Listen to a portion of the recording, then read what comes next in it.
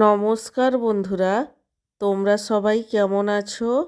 আশা করি সবাই ভালো আছো।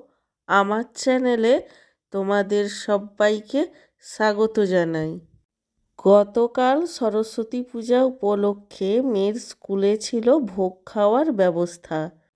আর সেই ভোগের আয়োজনে ছিল গরম গরম খিচুড়ি।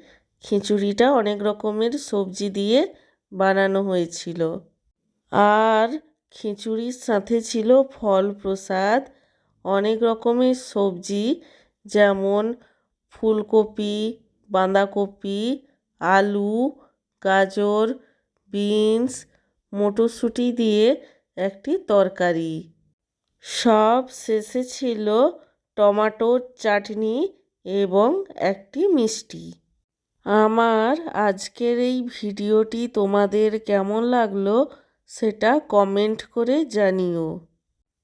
আর ভিডিওটিতে লাইক দিতে এবং চ্যানেলটিকে সাবস্ক্রাইব করতে একদমই ভুলো না।